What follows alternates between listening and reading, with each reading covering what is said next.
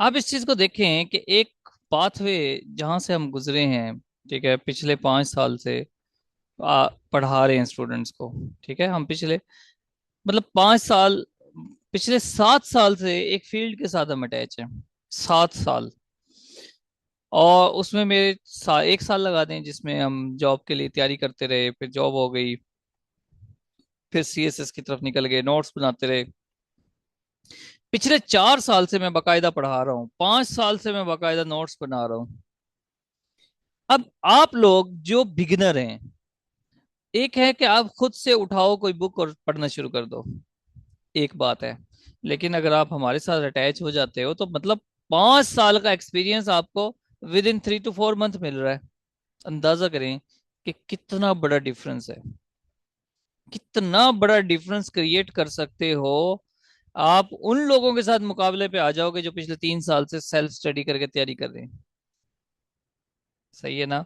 तो इस चीज से बहुत फर्क पड़ता है, आप इस एक्सपीरियंस से फायदा उठाओगे यकीनन। तो हम वापस आते हैं। हम पढ़ रहे थे कि किस तरह से ये, हम न्यूजीलैंड को पढ़ रहे हैं और न्यूजीलैंड में लीस्ट करप्ट कंट्री है, मोई डॉल्फिन यहाँ पर है। ठीक है, बाल्डविन है। हमने कनेक्ट भी किया कि किस तरह से आप इसको कनेक्ट करोगे, लेक को, डेविल्स बाथ को, मोई डॉल्फिन को, और लीस्ट करप्ट कंट्री भी है, ये किस तरह से इसको न्यूजीलैंड के वर्ड के साथ कनेक्ट करना है। ठीक है, ये सब चीजें हमने पढ़ रही हैं। देखें, अब इसको सारा थोड़ा सा देख भी लें, थोड़ा सा एंजॉय भी करें कि मोई डॉल्फिन है, ऐसी होती है। ये बाल्डविन स्ट्रीट है, इसको कहते हैं स्टीपेस्ट स्ट्रीट है ये, स्टीप है ये। फिर ये ब्लू लेक है, clearest water in the world. बिल्कुल प्योर वाटर है इसका, clearest water in the world. ये भी पास पेपर में पूछ ही नहीं गई। ठीक है, तो अब पूछे जा सकता है। फिर ये डेविल्स बाथ लेक, ये भी नहीं पूछा गया सवाल। ठीक है, ये जो डेविल्स बाथ लेक है, ये भी नहीं पूछा गया। तो इसको भी अच्छी तरह से कर लें। इसका पानी ग्रीन क्यों है? इसका पानी ग्रीन इसलिए है कि इसको कहते हैं, ये ग्रीन नहीं है, नियॉन ग्रीन है एक्चुअली। ठीक है, नियॉन ग्रीन है ये। न्यूजीलैंड का एक एरिया है वाई ओ टापू। टापू जैसे टापू कहते हैं ना, टापू पे पहुंच गए, तो वाई ओ टापू यहाँ पर है। उसका ये उस एरिया में है, स्ट्राइकिंग कलर की ग्रीन कलर की ये लेक है। इसमें सल्फर की कंसंट्रेशन बहुत ज्यादा है। ठीक है, सल्फर की कंसंट्रेशन, अदर मिनरल्स भी हैं, आयरन भी यहाँ पर है बहुत ज्यादा पानी में। और इस एरिया को लोग विजिट करते हैं वंडरलैंड के तौर पे। इसको कहते हैं थर्मल वंडरलैंड है, ये थर्मल वंडरलैंड है। इसको देखने लोग आते हैं, इसके कलर्स को देखने आते हैं, और भी कलर्स हैं इसमें, देखें ऐसे। इसको एंजॉय करने आते हैं लोग, विजिट करते हैं। फिर इसकी फेमस पर्सनैलिटीज पे आते हैं जी। Ernest Rutherford, father of nuclear physics हैं, अर्नेस्ट रदरफोर्ड।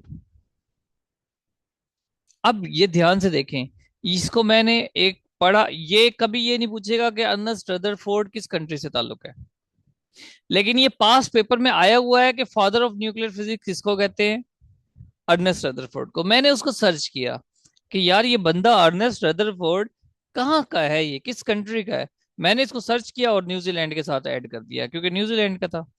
फिर एडमंड हिलरी, ये भी न्यूजीलैंड के हैं, जो फर्स्ट मैन है टू क्लिम माउंट एवरेस्ट पे, जिन्होंने क्लिम्बिंग की थी। Mount Edmund Hillary, mount Everest को सर किया था इन्होंने। एडमंड, ये भी न्यूजीलैंड के हैं, ये याद रखना आपने।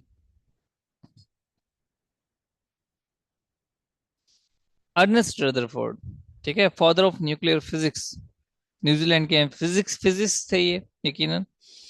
इन्होंने एटॉमिक न्यूक्लियस जो है उसको, वहां पर इन्होंने को काम किया था, कॉम्बिनेशंस।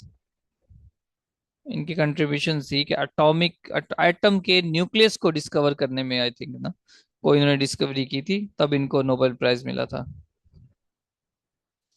ये है जी एडमंड हिलरी, माउंटेनियर। ठीक है, जिन्होंने, इन्होंने माउंट एवरेस्ट सर किया था सबसे पहले 1953 में, 29 मई 1953 में। पहले ईयर याद रख लेते थे तो काफी होता था, आजकल ये ना काफी है। आप डेट्स याद भी रखें, ये भी पूछ लेते हैं। अब ये पहला इंसान है, पहला पर्सन है जिसने माउंट एवरेस्ट को सर किया था।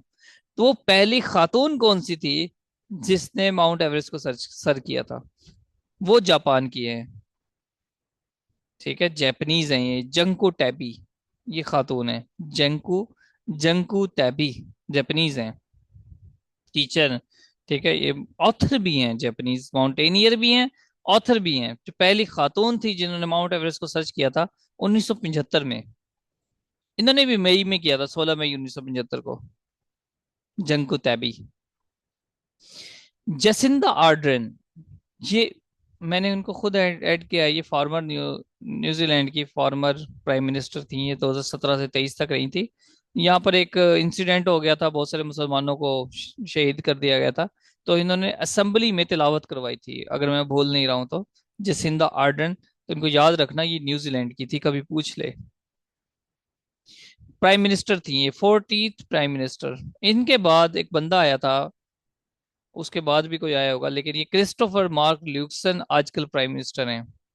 क्रिस्टोफर मार्क ल्यूक्सन, तो 42nd और करंट प्राइम मिनिस्टर हैं 2023 से अब तक है, क्रिस्टोफर मार्क ल्यूक्सन। इस वर्ड को ध्यान से समझिएगा, चलो ट्राई करते हैं। इस वर्ड को न्यूजीलैंड के साथ कनेक्ट करें। न्यूजीलैंड के साथ, न्यूजीलैंड कहना गलत है, न्यूजीलैंड कहें, और न्यू भी काट दें, मतलब नया चिड़िया कर कह दें। न्यूजीलैंड कनेक्ट कर सकते हैं। मुझे ये बताएं, जब भी आप जू में जाते हैं, जू में जाते हैं, जगह जगह निशान नहीं होते वहां पे? कोई बंदर के निशान, कोई शेर के निशान, मार्क लगे होते हैं कि नहीं लगे होते? क्रिस्टोफर, क्या जू में जब आप जाते हो, क्या बहुत सारे लोफर लोग नहीं होते वहां पे? लोफर, बहुत सारे लोफर लोग, चरसी लोग। आप जू में देखते नहीं हो कि कोई वहां पड़ा है, कोई वहां पे अपना कोई लूडो खेल रहा है, कोई ताश खेल रहा है, अगर छोटा चिड़ियाघर है तो, मतलब आम इस तरह से कोई लोग वेले हैं। लोफर लोग भी वहां पे पहुंचे होते हैं, जो खवातीन को छेड़ रहे होते हैं।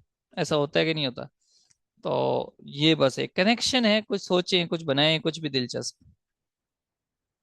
चलें जी, आज का हमारा ये लेक्चर बस यहीं तक था। ठीक है, आप बताएं कि कोई क्वेश्चन है, एनी क्वेश्चन अपनी तैयारी के हवाले से या किसी हवाले से भी?